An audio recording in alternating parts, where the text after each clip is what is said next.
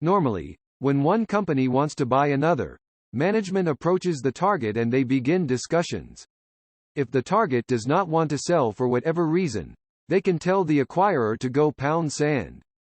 If the acquirer really wants to, they can do a hostile takeover if the target is publicly traded and get the financial backing in place and go to the public markets and just start buying large blocks of stock.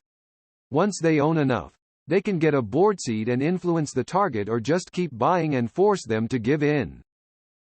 They can also join forces with other large shareholders and form an alliance that way.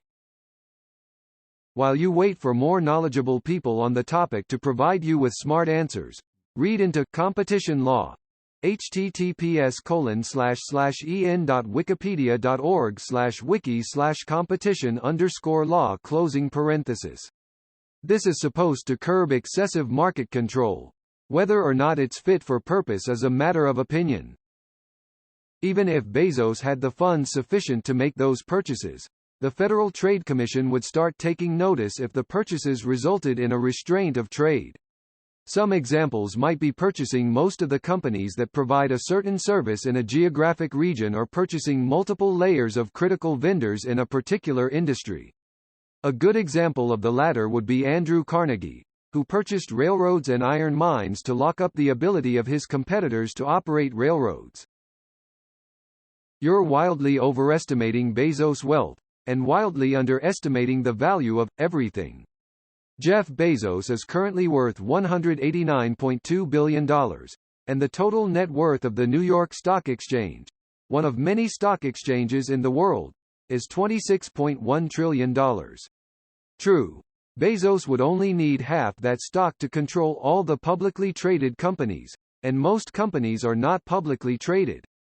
But that still means that, even if Bezos was able to liquidate all his assets without them devaluing, unlikely, he would only be able to buy enough stocks to control **1.4% of the companies on the NYSE. So no, Bezos most definitely cannot buy everything. Not even close.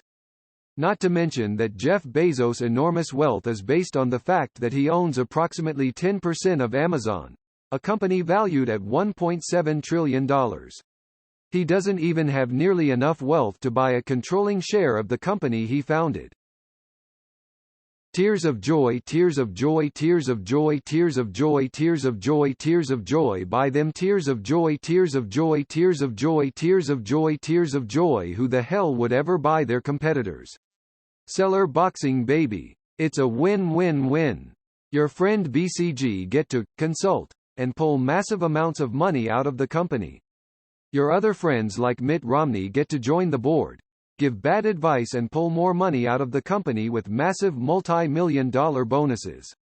While the company is weakening, you get to have your other hedge fund friends like Citadel naked short the stock to oblivion while simultaneously dumping fake shares through off-market dark pool trading to make the price go down further. A self-fulfilling prophecy. They never have to cover the shorts because the company gets forced out of business. Yay!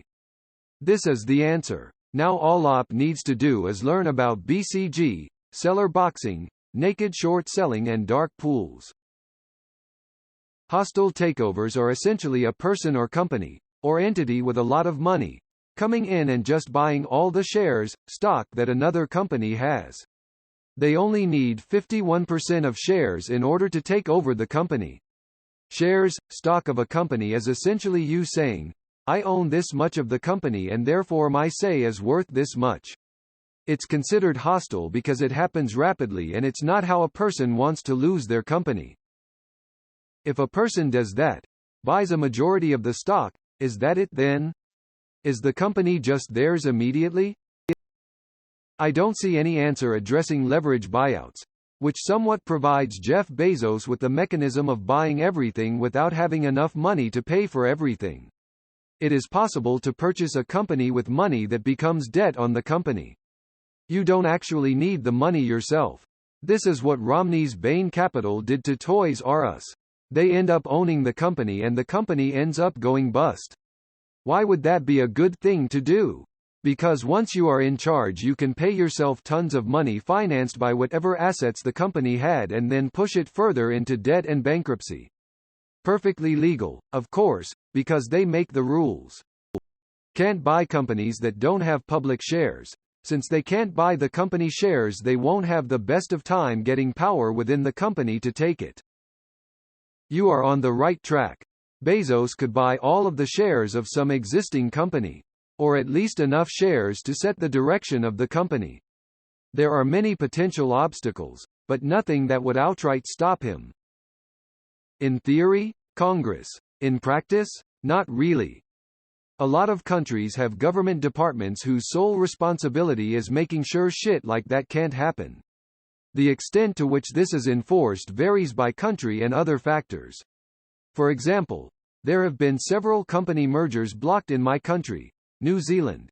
Even though the senior leaders of both companies wanted it to happen, because it was deemed to be anti-competitive, i.e., the merged company would become impossible to compete with and customers would have less choice if they were forced to deal with one large megacorporation.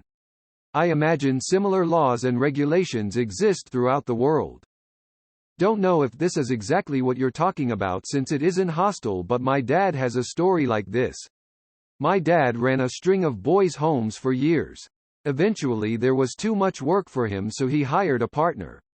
The business grew exponentially and they needed another so the guy my dad hired suggested someone. Years later they needed yet another and the two overruled my dad's suggestion for their own. That's when the four banded together and got my dad fired from the business he started. Turns out they all went to the same Mormon church and had planned the takeover since my dad hired the first guy.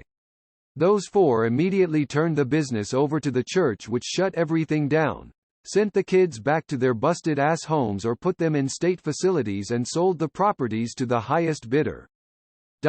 Fuck Mormons and their shitty fucking scam religion.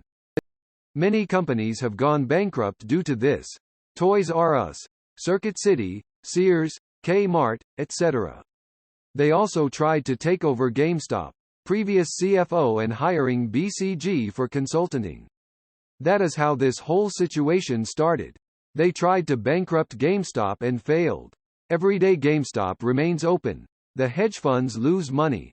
Through their influence in the media, BCG, and naked shorting, they can't shut down any company they want. A part of this that ties in with is them, shorts, Citadel, doing this in cahoots with Amazon to eliminate their competitors. This has been the scenario in the market for the last 15 to 18 years. Amazon and been on a massive run ever since. Relevant DD for anyone curious. Superstonk, comments, PGR7EA. X post _of _DD on _Amazon and _Citadel. Greater than is there anything stopping Jeff Bezos from just buying everything? I mean, he's disgustingly incomprehensibly rich, but he's not that rich. I'm sure he'd like to be. But his net worth being at $180 billion or so, while, say for example, Microsoft's market cap, total value of stock, is like $2 trillion. And that's just one company. Lord knows his greed is infinite. But he's got a ways to go before he can just buy everything. They use a trick called seller boxing. It involves installing executives to help make bad company choices from the inside. Paired with bought and paid for media pressure to make it seem worse. Then a combination of naked shorting the company with market makers that are hedge funds. You can force the company's stock into a penny stock to get it delisted. Things to look up. Toys R Us or Sears, CNBC and Jim Cramer, Boston Consultant Group or BGP, Citadel, Amazon. Watch Succession. No idea if it accurately depicts hostile takeovers, but it shows what happens when the main shareholder tells everyone to fuck off. Musk just bought the ability to significantly influence the next presidential election, despite having used that platform more than once to arguably commit securities fraud. Bezos bought the Washington Post with little to no resistance, which could have had a similar impact if newspapers were relevant anymore. Murdoch, another billionaire, already sets the agenda for much of what the American public hears as news. So no, there aren't any real controls. America is a plutocracy in practice. So 3 companies really do this already: BlackRock, Vanguard, and UBS. Together they own over $20 trillion worth of assets. Coke and Pepsi, owned by the same people. Android and Apple, again same company. The issue of a takeover is a little more complex. In order to take over, you need to gain a majority ownership or at least get the other major owners on your side. A lot of companies work very hard to make sure controlling ownership never leaves the primary owner's hands. If they don't sell, there is no takeover. For some companies the claim on controlling ownership is not that strong. Maybe there were 3 owners who owned 51% and one was forced or persuaded to sell some of their ownership. Or, the company isn't financially stable and the aggressive buyer gives an offer to the shareholders that is too good pass up. Hostile takeovers need a lot of things in place to work and they need to make sense. When you are aggressively buying shares in a company, the price per share goes up. It might not make sense to buy more shares of overpriced stock. Money. Just because he's rich doesn't mean he can buy everything. Wow, do you really think he's got enough money to buy everything?